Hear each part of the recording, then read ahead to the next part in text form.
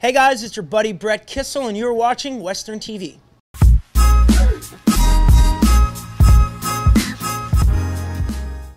Hey, I'm Connor for Western TV, sitting down with Canadian country superstar Brett Kissel. Superstar, that's very nice. I know. To say. Well, it's true. That's the first time for me. First time someone says superstar. I'm just used to country music artist. Okay, well, you're in Nashville now, so you have the international under your belt. Thank you. You heard it here first on Western TV. Superstar. Thanks, buddy. No worries. So 2 years ago at the CCMAs, you were here. I met you on the carpet. A lot has changed. You're headlining a tour. Most of it's sold out, which is crazy. Very blessed. Is it still surreal? Or are you still? Well, it is, and I don't think this is anything that any artist will ever get used to, this type of lifestyle and the sellouts. It's always something that is so special. I don't want to get all Miss America here, but it's a real blessing. We get to do what we do. My family gets to travel with me. We've got not one but two sold-out shows here at the Music Hall. I mean, we're living the good life, man. Now, your family's on tour. Yes. That probably won't happen forever. You know what? You're right. I mean, granted, the minute that our daughters get old enough, and, you know, we're going to be tied to school. You know, we got to make sure that we soak in these precious moments. Yeah. Our girls are little and they're loving the bus life, so we're enjoying this. So how do you keep the family life and the tour life separate, but also still alive? You know what? We keep it alive simply because we are together all the time. So we don't try to separate anything that we do in our lives. My music and my career isn't my career, it's our career. You know, it's just as much for my girls as it is for my wife. My wife is just an integral part in everything we do, all the decisions that we make. So one of the big things we wanted to do on this tour, being that it was the longest and the biggest ever Canadian country tour that there's ever been. Yeah, for sure. Well, we knew we needed to be together because I wasn't going to spend 4 months on part 1 and then 2 months on part 2. Space it out. Away from my kids. For sure. Now, Nashville, Toronto, a little different. What's, you say, the biggest difference between the two? Well, you know what I mean? When you're up here in Canada, I think we get each other. When you're here in London, even though it's a great city, it's still got that small town atmosphere. When you're in Nashville and when you're in the United States, with it being so gigantic, and I think unfortunately a lot of challenges going on in the political world, not to get into it, but it's really great to cross the border, come back here to Canada where we truly feel we belong. Yeah, and you know, you're from Alberta, a male in the country scene. Usually you see this toughness, this grit, but with you it's emotional, it's honest. I've watched some interviews with you, and you know, you're not afraid to go to places and say, you know, I met Garth Brooks and, you know, our cowboy hats collided and I cried. 100%. Why is it so important to keep that genuineness alive in your music and in your life? Well, I think it's a great question, but first and foremost, I'm a fan of this business. I am a fan of country music with all my heart. So with all that said, I feel that I'm identical to you. I'm identical to, you know, your staff that came here with you, everybody watching right now on Western TV. If you're a fan of music, you know exactly how I felt when I got to meet my hero or take off my cowboy hat and touch cowboy hats with Garth Brooks. Like, which is insane. Of course, I cried like a baby. I mean, he's the GOAT. He's the best that there's ever been. No, so I commend you for that. That's Now, we got some fan questions in. So I'm going to read you some of them. These came from all over the country, even one from Nashville. So, okay, the first one from Justine, advice for Canadian country singers.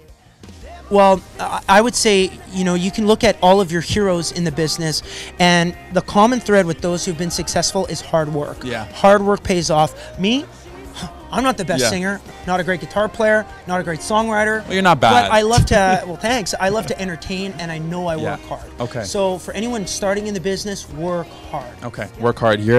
We're all students, so we understand that. And you know, and that goes for not just country music. That goes for anything. If you want to be in the oil business, work hard. You want to be in the cattle business, work hard. You want to be in media, work hard. You want to be a dentist, work hard. Okay. So our next question, if you could do a dream duet with any female artist, who would it be? Ooh.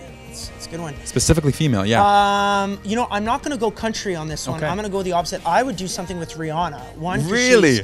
She's awesome. I love all of her music. I would have never expected that. My wife loves Rihanna so much. Could you imagine if we became friends or something like that? That would be insane. Like, I just think that would just take, you know, screw my career. I mean, I could probably retire after that. I would just. Your wife might be a little jealous too. Well, no, I think. My wife and Rihanna would definitely become friends. Okay, there you go. I know they would. So it might be in the future. Why do you think London is one of the best country cities in Canada? That's from Amy. Sorry about the drums. No, it's all good. My buddy Dan Davidson. This is what it's like backstage, folks. Dan and his band are sound checking. We were talking about why London is one of the best country markets, and the reason why, there's a bunch of reasons. Number one, you've got 2 great country stations here. Yeah. The original BX93, Yep. Country 104 comes into play, and both of these guys are cooking with gas. Yeah. Amazing stations. You look at the fan base, you've got all these different festivals in Trackside, which I've played many times. You look at everything around the area, people love their country music. You look at Western University. I mean, like you and I both. We've had a bunch. Gord Bamford was there. Yeah, Gord was there. Yeah. It's just a market that is hungry and has never stopped being hungry for country music, even dating back to the 60s. Johnny Cash and June Carter were here all the time.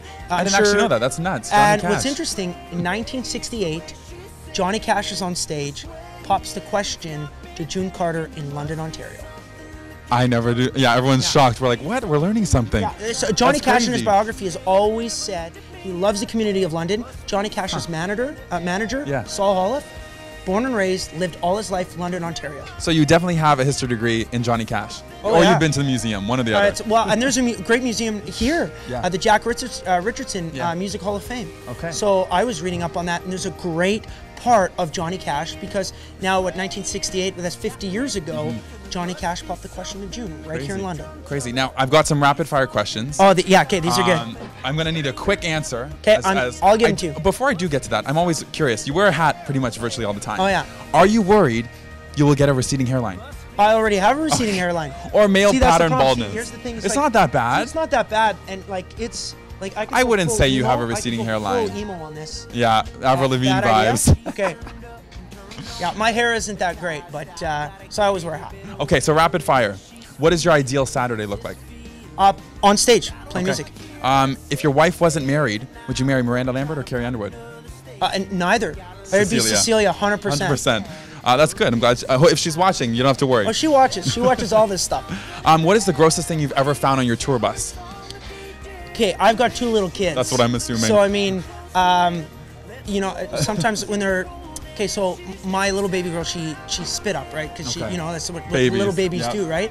And so she's just there, but she's loving it because Charlie, the wiener dog's cleaning her up, and I'm catching, and Charlie and her and Charlie are making out, stuff like that. I'm like, oh my gosh! So I just turned around and I said, Cecilia, you can deal with this. So a lot of baby stuff all over. A lot of baby stuff. Okay.